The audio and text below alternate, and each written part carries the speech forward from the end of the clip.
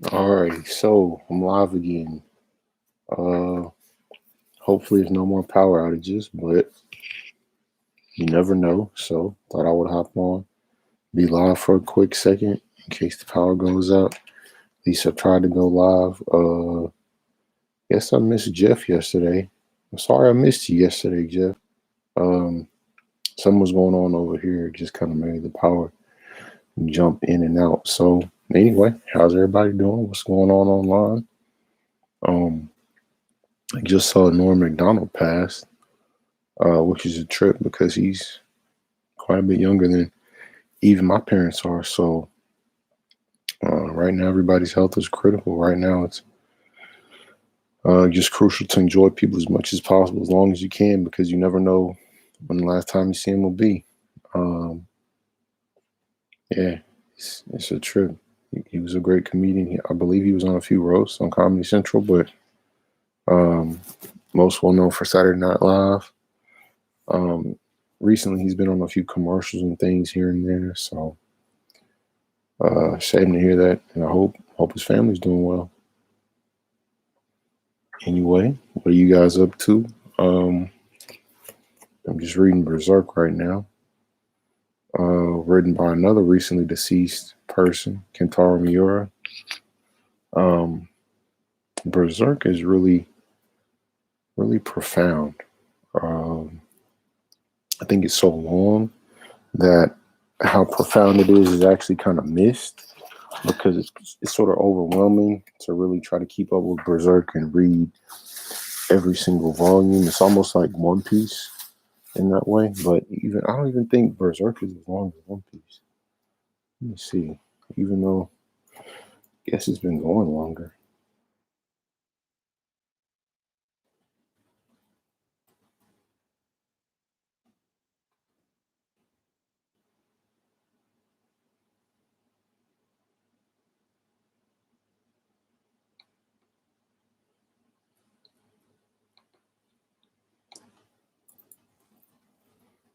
So many chapters Berserk.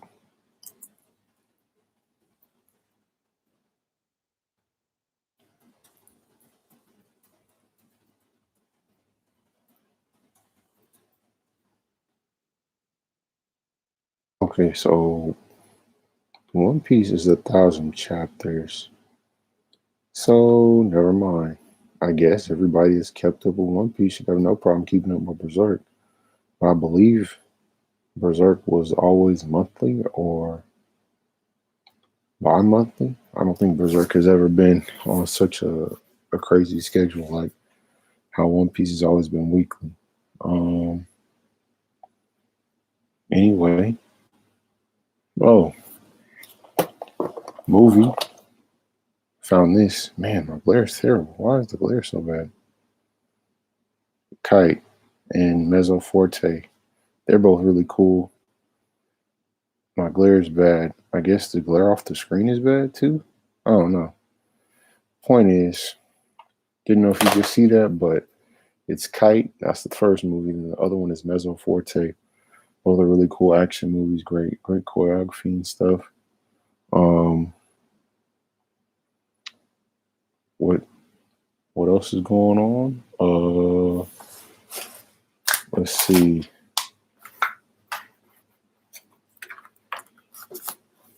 This cool book from Dong Ho Kim. This came in the mail. Thought it was pretty fun. Um, it details the Korean artist Dong Ho Kim's trip going through New York, I believe 2 years ago. And I don't know if you're not familiar with Dong Ho Kim, but he's a really prolific artist that's hyper detailed. Like he sat down and basically rendered out the whole New York skyline here. Style is pretty amazing. Definitely one of the best artists in the world. From Kim Jong-il's school, I believe one of Kim Jong-il's students. For those that are familiar with that famous South Korean artist. Let me see. I believe this is a close-up. I'm not sure what size he sure what size he's drawing at, but they can get in, zoom in pretty close. So I'm assuming it's at least like an 11 by 14 or so, maybe something like even larger. He draws on a lot of different size paper, so there's really no way to tell. Anyway, Dong Ho Kim, go check that out. I believe it's from Super Annie. If you go online and check out the Super Annie website, more cool stuff. A lot of depth in his work. But anyway, Dong Ho Kim, go get up on that. Does anybody have a preference on the kind of stuff I talk about online? I'm considering what I'm going to do, what the format's going to be. I've heard video games in the past. It is a certain type of video game, or just any type of games, or just the new things from PlayStation and Microsoft and Nintendo, or the PC stuff as well. Or just kind of let me know what y'all have in mind, or the kind of stuff y'all are interested in.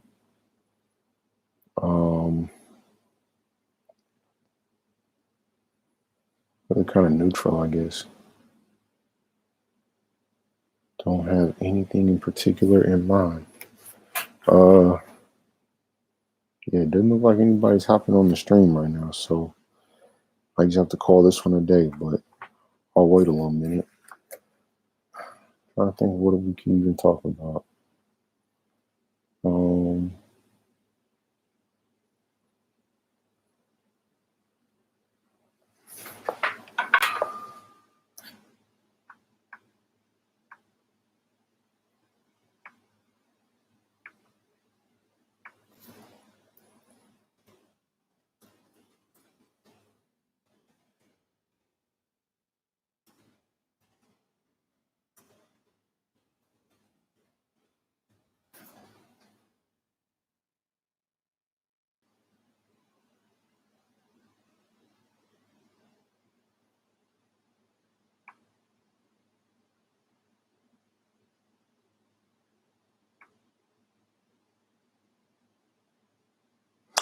Yeah, the Hawkeye trailer did come out. How does everybody feel about the Marvel situation right now on TV? The Hawkeye trailer came out. What If has been dropping once a week. I believe there's a new one coming tomorrow. And I'm curious what people's thoughts are, or if y'all are interested at all in continuing to watch What If. I'm kind of burnt out on What If. Thought it was weird that the What If the Avengers died one didn't turn into a two-parter. Thought it was a lot of really interesting stuff that they brought up, but they never really dove into it with a lot of great specificity. And it ended on a cliffhanger, so maybe they'll pick that up towards the end, but it's kind of sad they didn't dive into it with more just as a follow-up the next week. And then zombies are never really my thing. Zombies weren't my thing when The Walking Dead first kicked off as a comic book 20 years ago, and they never really became my thing. I don't really get what the appeal is on the zombies, so kind of neutral. Marvel Zombies, I never read that book either. And combining the Marvel universe with zombies doesn't really do anything for me, but clearly zombies are a big deal. Deceased from DC was, I believe, what kind of broke Tom Taylor. I personally don't get it, but it has to be some kind of appeal. Maybe just the idea of, I guess, the existential, what would you do all alone? Or what would you do when, the things we take for granted as a part of reality are threatened? The basics are all we're left with, just surviving and just those that are immediately around you, and there's really no other driving force. I don't know. I'm not sure what the big appeal is with zombies. If anybody wants to get into that, break it down. Be very curious to learn, because I don't know what the popular appeal is. The vampires, I definitely get. Vampires, you get to live forever, get to stay young forever. You're attractive. There's kind of a sexual component to being a vampire, I suppose, like seduction. Only come out at night, have as much fun as you want. Nothing can hurt you. You know, drink whatever you want, eat whatever you want. Um, but I guess you're a cannibal is a trade-off. So are vampires cannibals? Of course, zombies are cannibals. I don't know if I don't know if vampires technically count as cannibals. I don't think they're ever thought of as cannibals. They're like gentlemen cannibals. Um, Kind of curious what even set off the vampire trend too, because I mean Frankenstein can be seen as a response to science. Science was kind of in its infant stages, or modern technologies we know it, electricity and things of that nature. On their infant stages, we got Frankenstein and someone being able to be revived through electricity and cobbled together from corpses. Um, so then the question becomes, what are vampires responding to? Is that um, maybe religious Puritanism? Um, I'm not sure. A sense that everything has been explored, the world has been conquered and colonized, and there's nothing really unique or scary out there. But what about in those places we kind of take for granted, the mansions, the old Victorian homes, the wealthy people feeding on those that are less privileged? So maybe there's a class component to vampires. I don't know. Because I believe even with Anne Rice, an interview for a vampire, I don't think they were necessarily rich. I think they might have maybe become rich as vampires over time. They accumulated wealth. And that might even be a comment in itself. In order to accumulate wealth, you have to give up part of your soul, become a vampire to some degree. Soul suck or blood suck from other people beneath you. Use those that are less than you as fuel. I don't know. Vampires, Frankenstein, and then zombies.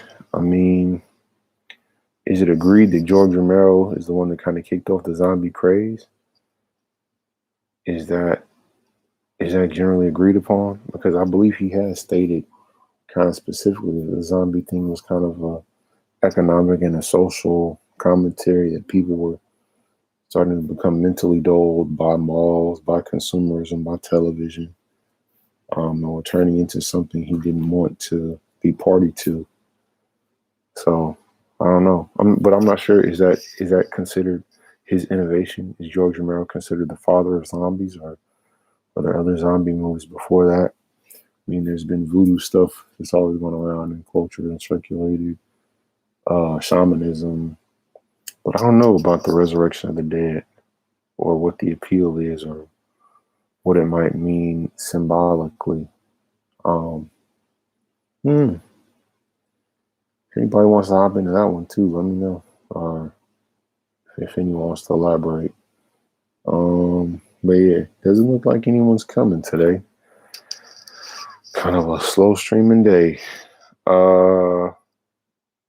Guess I'll try again tomorrow. I'll try and, maybe reach out to some people online, jump into some different chats and stuff on different channels and see if people want to hop on. That always usually leads to some interesting discussions. But yeah.